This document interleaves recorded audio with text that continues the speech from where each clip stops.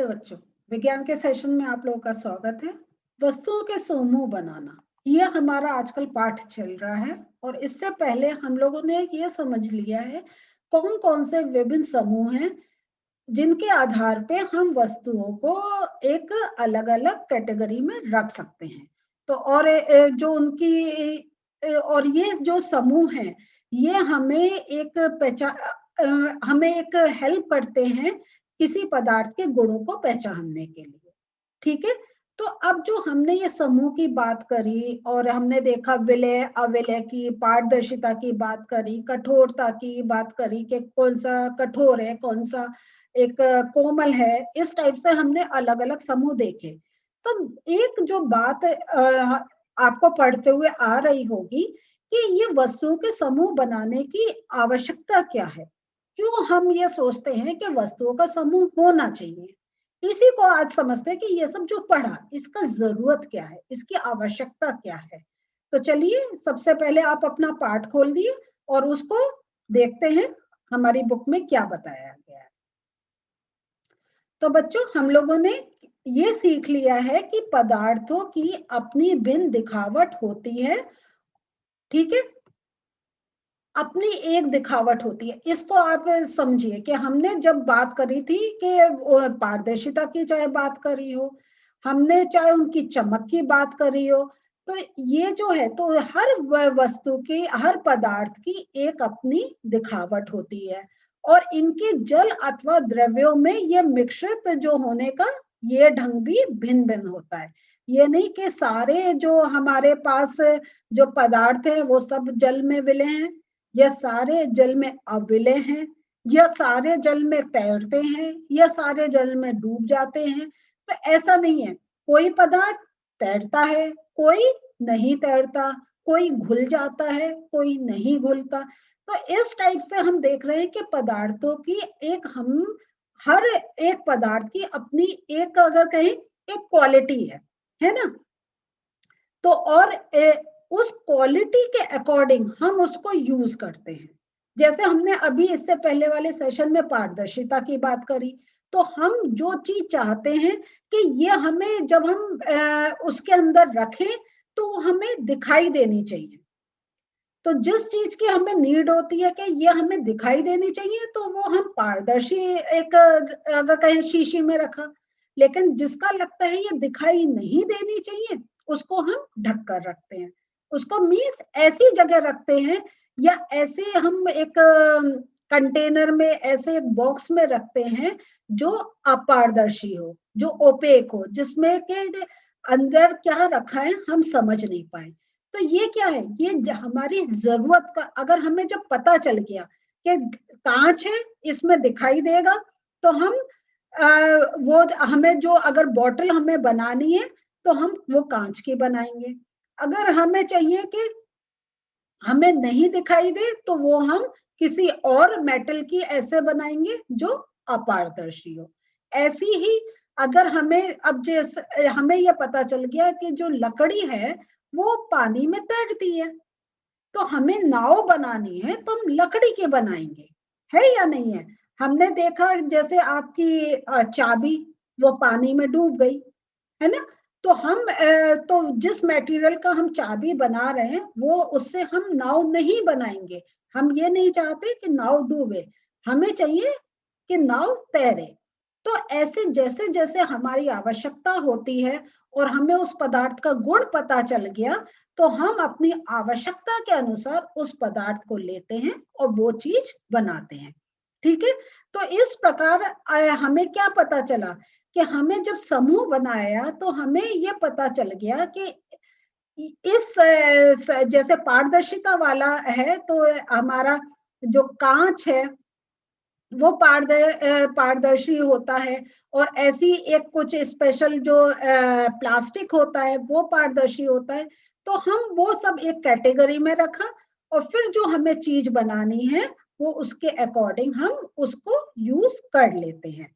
तो हमें पदार्थों को समूह में रखने की आवश्यकता इसलिए पड़ी। तो अगर हम ये अगर हमारे आगे प्रश्न आता है कि हमें पदार्थों को समूह में रखने की आवश्यकता क्यों पड़ी, क्योंकि हमारे दैनिक जीवन में हमें अलग अलग समय अलग अलग चीजों का एक जरूरत होती है।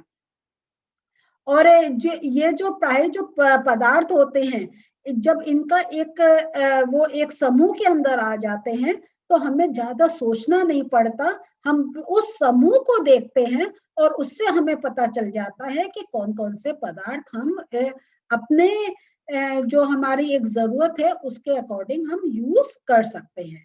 तो इसलिए हमें ये एक ध्यान रखना होता है, चाहे हमें भंडारण करना हो किसी चीज का, तब हमें देखना पड़ता है कि वो भंडारण हमें किस प्रकार करना है।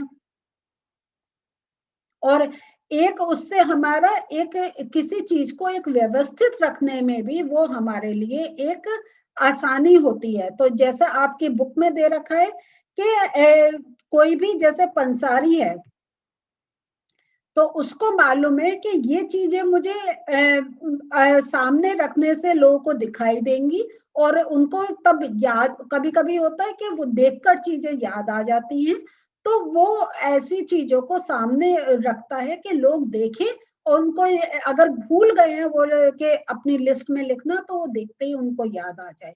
और और जो पंसारी लोग होते हैं ये एक, जैसा मैंने आपको पहले भी बताया था कि वो आपके जो चॉकलेट्स होती हैं, बिस्कुट होते हैं, उनको जानबूझ के ऐसे सामने रखते हैं कि वो दिखाई दे कि छोटे छोटे बच्चे जब उसको देखते हैं तो उनका और मन करता है खरीदने का।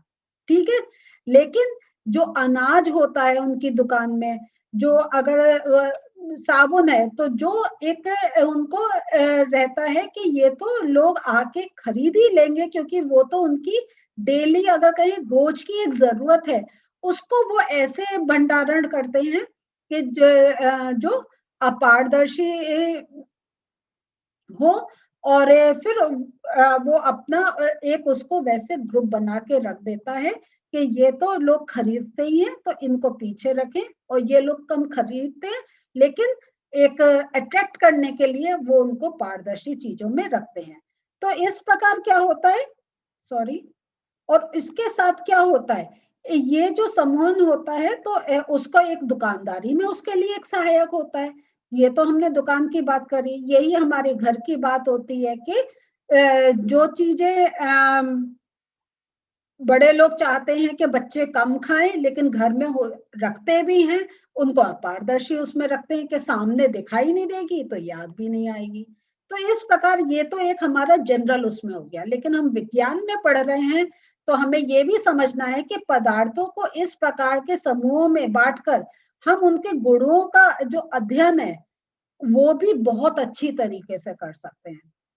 और ये जो जब हम गुणों का अध्ययन करते हैं तो हमें कभी कभी एक पैटर्न का अवलोकन होता है, और ये एक हमें पता चलता है कि एक इनके अंदर क्या एक ऐसी खासियत है जिसके कारण वो एक उस प्रकार की एक क्वालिटी दिखा रहे हैं कि इनके अंदर क्या खास है कि वो चमक दिखा रहे हैं, इनके अंदर क्या खास है कि वो मुलायम है, कोमल है, इनके अंदर क्या खास है कि वो बहुत कठोर हैं, इनके अंदर क्या खास है कि वो जल में विलय हो रहे हैं या अविलय हो रहे हैं।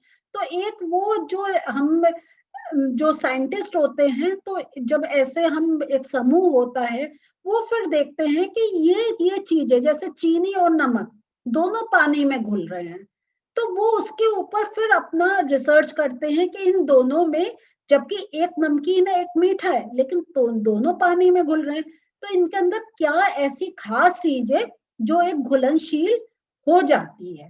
तो इस प्रकार क्या होता है जब ऐसे समूह होते हैं तो जो हमारे साइंटिस्ट होते हैं उनको एक आगे रिसर्च करने का एक पता चलता है कि और उस पर वो एक अंदर की चीज निकालते हैं जो हमें बाहर आंखों से नहीं दिखाई दे रही कि ये जो क्रिया हो रही है वो किस कारण हो रही है। और जब और इन समूहों से एक ये भी, जब हमें एक पदार्थों के गुण पता चलते हैं तो हम वो जो हमारे एक जरूरत की चीजें हैं वो बनाने में भी एक हेल्पफुल होते हैं। जैसे मैंने लकड़ी का आपको उदाहरण दिया था कि हमें पता चल गया लकड़ी जो है वो पानी में तैरती है, तो हम नाव बनाने के लिए लकड़ी का प्रयोग करेंगे। तो इसलिए हमारा समूह से हमें वो एक जो पदार्थों के गुण हैं उनको समझने में एक सहायता होती है। तो इससे ये जो अभी हमने पढ़ा, इसका छोटे से मैंने नोट्स बनाए हैं, वो मैं आपको दिखाना चाहती हूँ। तो बच्चों, अगर आपसे पूछा जाए तो आप इस टाइप से लिख सकते हैं वस्तुओं का समूहन का, कि जो वस्तु या पदार्थ का समूहन उनके गुणों में समानताओं अथवा विभिन्नताओं के आधार पर किया जाता है। तो ये आपसे एक प्रश्न पूछा जा सकता है कि किन आधार पर समूहन होता है, तो वो आप इसका ये उत्तर लिख सकते हैं।